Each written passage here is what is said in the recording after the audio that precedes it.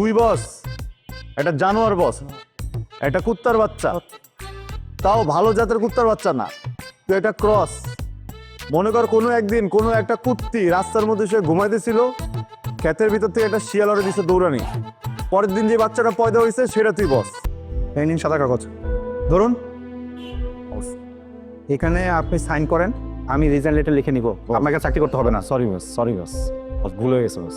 আপনি তো লায়ার। আপনি হর হামেশা আমার সাথে মিথ্যা কথা বলেন।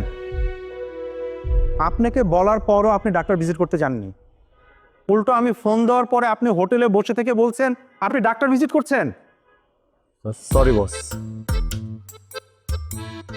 আর আপনার পারফরমেন্স তো আরো জঘন্য। গত মাসে আপনার টার্গেট কত হয়েছে? 80%।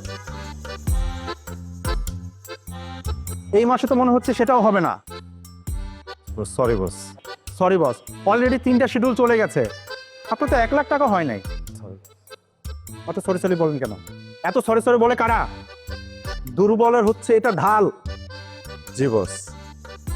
3টা শিডিউলে কি আপনি পারবেন বাকি 1,20,000 টাকা ফিল আপ করতে? বস আমি চেষ্টা করবো বস। চেষ্টা? সেলস মার্কেটিং এর চেষ্টা বলে কোনো কিছু আছে? আমি সেল চাই, সেল। সেলস মার্কেটিং এ boss is always right. Boss যা বলবে তা শুনতে হবে, টার্গেট ফিল আপ করতে হবে। জি বস। আচ্ছা, গত মাসে আপনার 4P কত ছিল?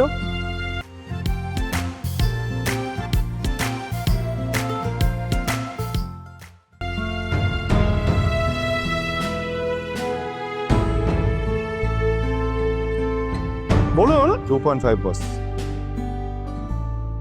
8 পয়েন্টের ভিতরে 2.5। 2.5 বলতে আপনার লজ্জা করলো না? জি বস। আরে সাহেব, আমি আপনাকে লাস্ট ওয়ার্নিং দিচ্ছি, এরপর যদি কোনো গাফলতি হয় আমি সরাসরি এরিয়া সেলস ম্যানেজারের কাছে মেইল করব। জি বস। আপনি আপনার টার্গেট কিভাবে ফিল আপ করবেন এটা আপনার ব্যাপার। জি বস। আমি আমার 100% টার্গেট চাই, 8% 4P চাই।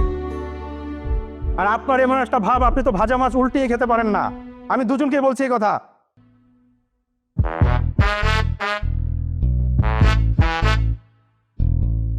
বস আপনি আসলে বস,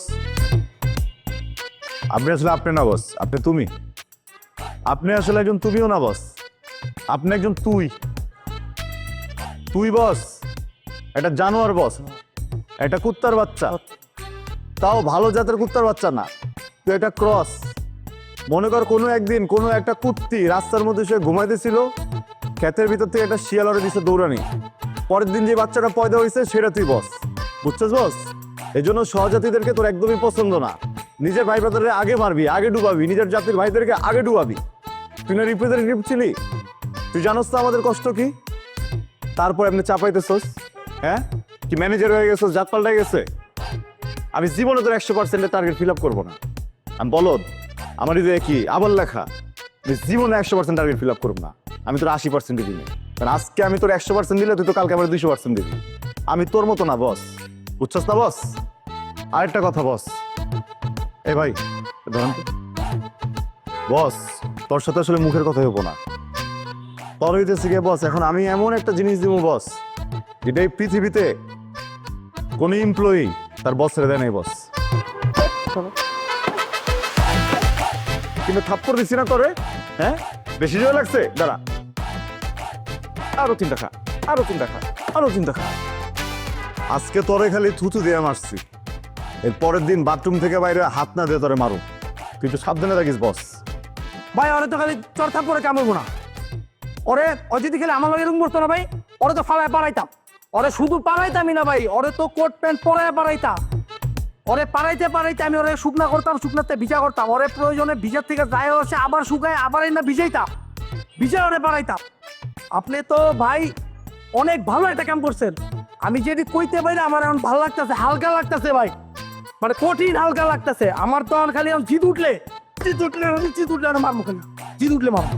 এখন চলেন বাসায় যাই, প্রেস্টেশন আবার জিদ উঠলে আবার মারবো।